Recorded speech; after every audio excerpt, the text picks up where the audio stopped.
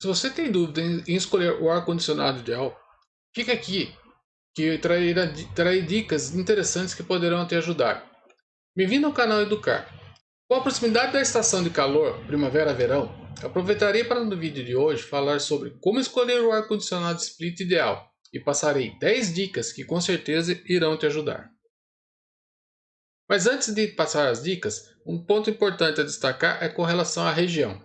A região ou a localização do imóvel é um fator importante para ser considerado na hora de escolher o ar-condicionado, pois se você morar na região sudeste, mas em uma região serrana, com certeza terá dias quentes e noites frias. Nesse caso, com certeza o modelo quente-frio será uma boa alternativa. Agora, se você mora em uma região onde a temperatura é alta ao longo de todo o ano, durante o dia e a noite, como a região norte e nordeste, aqui sem dúvida, o modelo com ciclo só frio irá te atender muito bem e será mais barato se comparar com o modelo quente e frio.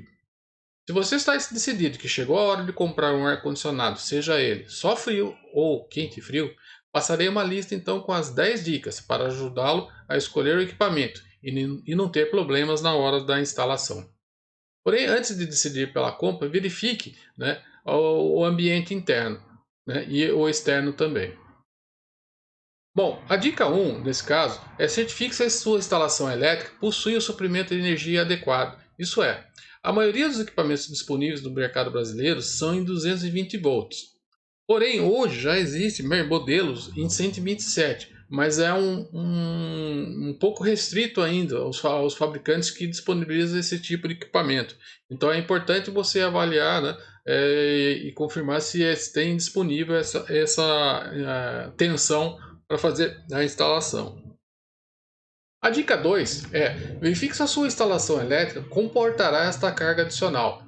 Nesse caso, é necessário consultar um especialista ou um técnico em instalações elétricas para fazer essa avaliação.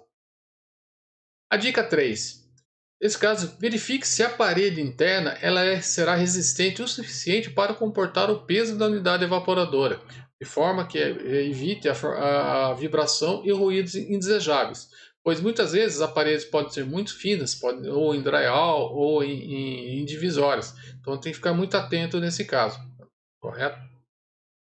Dica 4: a área escolhida, no caso, possui espaço suficiente para instalação e manutenção, principalmente futura, como a retirada do filtro de ar ou para limpeza e acesso aos componentes. Isso é importante avaliar que muitas vezes o ambiente escolhido não tem espaço suficiente ou apropriado para a instalação de um ar-condicionado. No fim, ele vai acabar sendo prejudicado, né, com relação à manutenção e também a funcionamento. Dica 5: o local escolhido possui fontes geradoras de calor como fornos ou outros eletrodomésticos, ou emissão de gordura como o fogão de cozinhas. Por quê? Esses equipamentos residenciais, esses modelos split, eles não são apropriados para instalação em cozinhas, pois aqui ele tem, né, como é sabido, tem uma geração muito grande de fumaça, com gordura, e ele no fim acaba sendo aspirado pelo equipamento, no fim saturando todo o filtro, engordurando todo o filtro e também engordurando a serpentina, dessa forma prejudicando todo o seu funcionamento e o seu rendimento, correto? Nesse caso, se você decidiu em colocar uma climatização em cozinha, consulte, né, os especialistas, né, os instaladores, que podem ter soluções viáveis, né, que sejam apropriadas para esse tipo de aplicação, correto? Bom, agora vamos falar do ambiente externo. Na dica 6, verifique se há espaço disponível na área externa para a instalação dessa unidade. Pois, um detalhe importante é o seguinte: a depender da localização disponível, a distância entre a unidade interna e externa não poderá ser maior que a recomendada pelo fabricante. E, caso essa distância seja maior e mesmo assim seja instalado, poderá haver perda de garantia, caso ocorra algum defeito ou alguma falha na instalação, pois muitas vezes os técnicos, os representantes ou mesmo o fabricante, quando avaliam, é um ponto que eles observam, né, as condições em que o equipamento foi instalado. Então, muita atenção com relação a esse detalhe quanto à distância.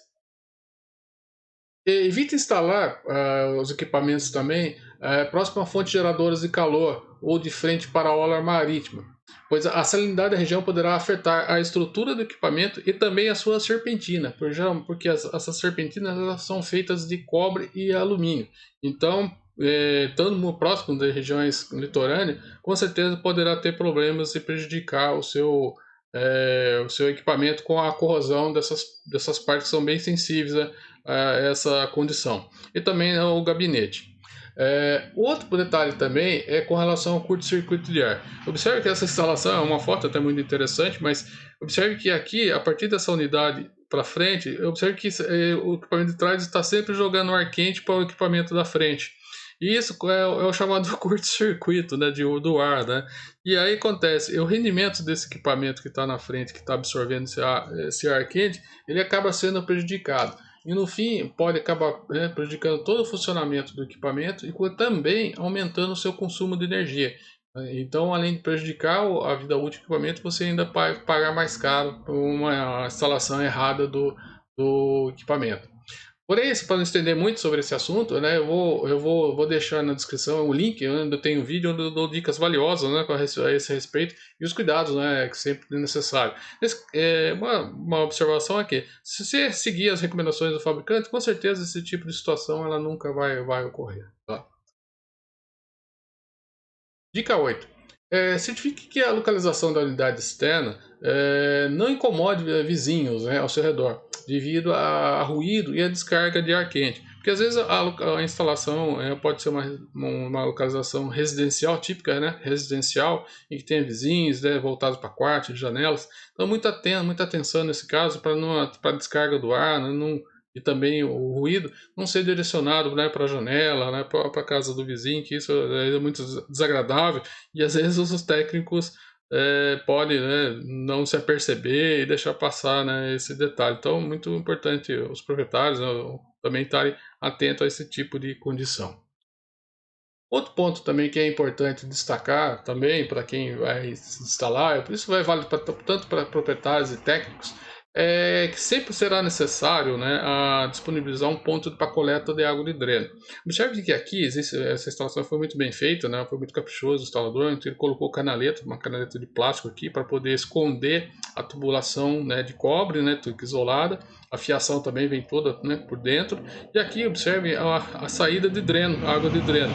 Aqui nesse caso, como é um jardim, tem todo ele com pedrisco, provavelmente ele está jogando sobre isso aqui e não há problema nenhum. Mas muitas vezes pode ser um local que tenha seja uma garagem, seja um corredor com passagem de pedestre, então para evitar a formação de poças d'água, né, e evitar que pessoas escorreguem, então é muito importante tomar esse cuidado e ter um ponto para poder fazer a coleta dessa água de dreno. Um outro detalhe também importante, no caso da instalação dessa unidade, é observar o seguinte: nunca posicione o equipamento diretamente sobre o piso. Né? Às vezes esse aqui pode estar cimentado, tudo certinho, mas evite, porque às vezes ele pode ter formação de poças de água, ou às vezes tem uma chuva mais intensa, tem um certo alagamento.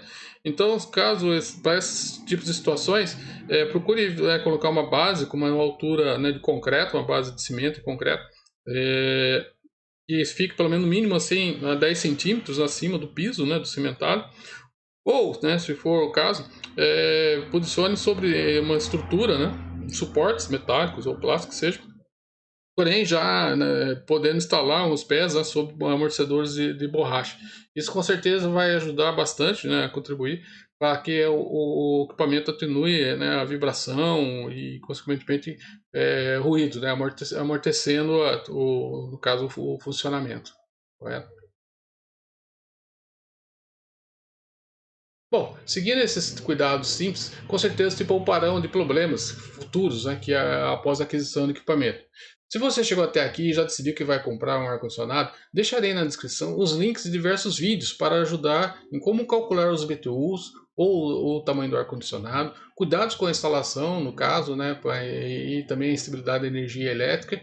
E um outro detalhe também, um outro vídeo que eu vou deixar na descrição, é de como calcular o custo extra de energia que um ar-condicionado consome. Tá ok? Isso com certeza vai poder ajudá-los para você ter uma ideia.